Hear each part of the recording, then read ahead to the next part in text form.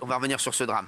Le meurtre de Philippines, les révélations, on a des nouvelles révélations avec Amaury Bucco et Michel Marie. Amaury, c'est incroyable parce que ça a énormément rebondi aujourd'hui. Alors, on va revenir bien entendu sur l'affaire, puisque c'était samedi au Bois de Boulogne. Elle a été retrouvée enterrée samedi en Bois de Boulogne. Et il y a eu des nouvelles infos sur comment a été arrêté le suspect et sur le pédigré du suspect. Oui, en fait, moi, je vais plus vous parler, si vous voulez, de l'aspect, toute la chaîne, tout le mécanisme, toutes les défaillances qui ont fait que Taha O, qui aurait dû être expulsé dès le 20 juin 2024, était toujours dans la nature en septembre. Et c'est pour ça qu'il a pu, a priori, commettre ce fait. Franchement, vous allez halluciner chez vous à 21h06, on est en direct. Juste, Michel, on recontextualise. Merci. Vendredi dernier, cette jeune fille, cette jeune étudiante, philippine, 19 ans, quitte la faculté de Paris-Dauphine.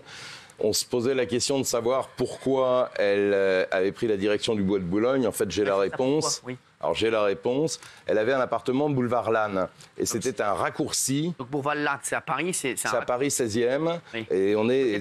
C'est c'est pas loin. Et elle prenait un petit raccourci d'abord parce qu'elle aimait bien marcher, faire un peu d'exercice après une matinée de cours. Et ensuite, ça lui permettait de rejoindre son domicile, où elle devait ensuite repartir pour rejoindre ses parents. Mais ça, on le sait. Et a priori, elle a été interpellée à 200 mètres de la faculté par le type qui a été arrêté, là, le suspect dans cette affaire, qui avait procédé de la même façon en 2019 à Taverny. Il a fait quoi alors? Il a attrapé sa victime, il l'a traînée dans les bois et il l'a violée. Ça, c'est 2019. C'est les faits pour... Mais je pense qu'Amaury nous en parlera tout à l'heure. Et a priori, on pense qu'il a utilisé le même mode opératoire, même si, d'après mes renseignements, l'agression sexuelle ou le viol n'est absolument pas établi. Tout ça reste extrêmement flou. Je disais qu'il n'y avait pas eu de violence et il n'y a pas eu de violence. Et on ne sait pas à l'heure qu'il est s'il y a eu des violences sexuelles. C'est pas du tout avéré. Ensuite, les policiers de la brigade criminelle se sont lancés à la poursuite, ont enquêté.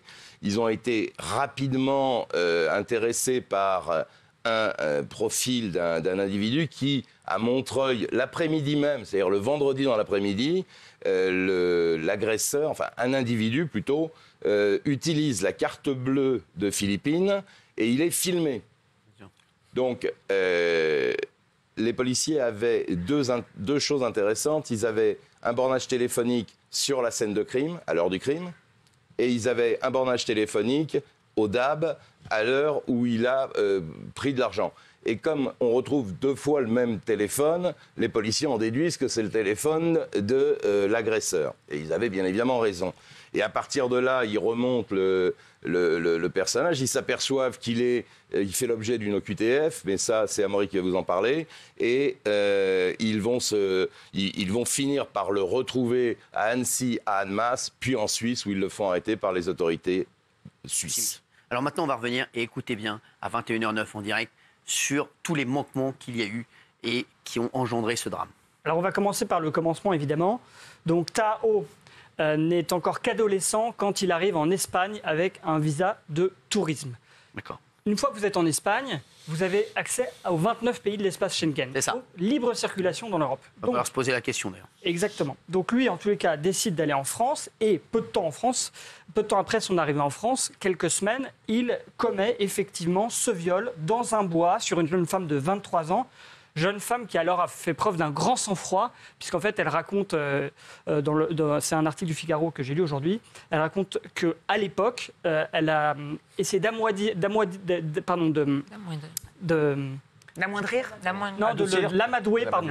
son agresseur pour ne pas qu'il la tue. Mais elle a cru qu'il allait le tuer. C'est pour vous dire la violence des faits. Je vous rappelle qu'alors, il n'a que 17 ans, cet homme.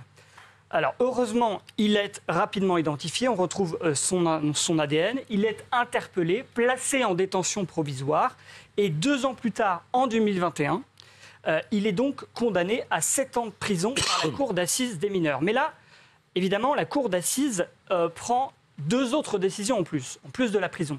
D'abord, une OQTF, une obligation de quitter le territoire à l'issue de sa peine, normale, et aussi une interdiction de retour sur le territoire français pour que dès qu'il sort de prison, ciao, il s'en va et il ne revient pas. Ça paraît assez vite. Alors jusque-là, tout va bien.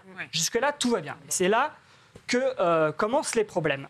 Alors, il est condamné à 7 ans, mais avec le jeu des remises de peine et la détention provisoire, il ne fait que 5 ans.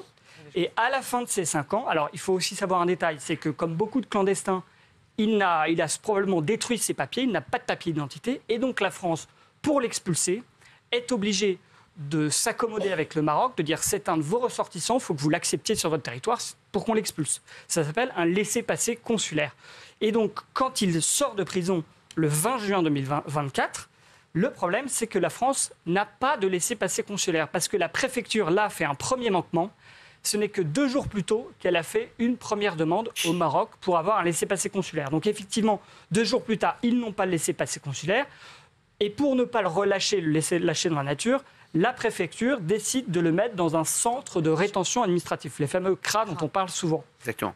Dans les CRA, il faut savoir que la durée maximum, c'est 90 jours. Au-delà de 90 jours, même si la France n'a pas réussi à avoir de laissez-passer consulaire, même si la personne a une QTF, même si elle est dangereuse, on est obligé, c'est le droit, de la relâcher. Et bien là, c'est ce qui va se passer avec lui. C'est-à-dire que le temps passe dans le centre de rétention. La France fait plusieurs demandes au Maroc qui ne répond pas. Et au bout du 75e jour, il passe devant un juge, c'est la procédure, et le juge dit... Il restait 15 jours. Hein.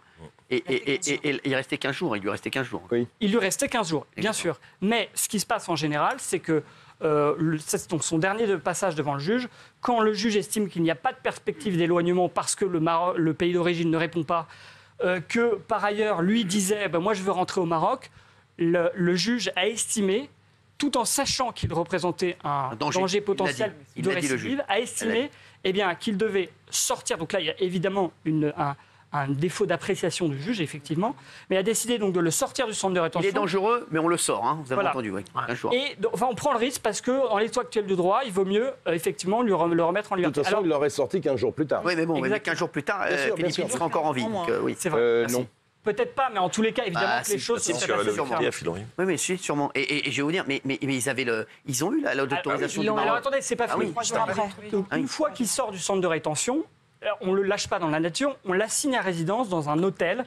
Donc il est hébergé dans un hôtel et il doit pointer payé par l'État, hein, payé par les Français. Et comme le centre de rétention, c'est extrêmement cher. N'importe quoi, voilà. Donc il doit pointer tous les jours au commissariat pour qu'on sache où il est. Le problème, c'est que quand il sort du centre de rétention le 3 septembre, il profite de sa liberté retrouvée pour ne jamais aller dans cet hôtel. Exactement. Donc on perd jamais dans l'hôtel qu'on lui a payé. Et le comble, c'est que le 4 septembre, le lendemain, ce n'est seulement que le 4 septembre que le Maroc se réveille enfin et dit j'octroie un laissez-passer à la France qui avait quand même fait cette demande depuis plus d'un mois, 2 mois. Donc c'est quand même assez hallucinant. Donc il y a aussi une responsabilité du Maroc là-dedans, des autorités marocaines.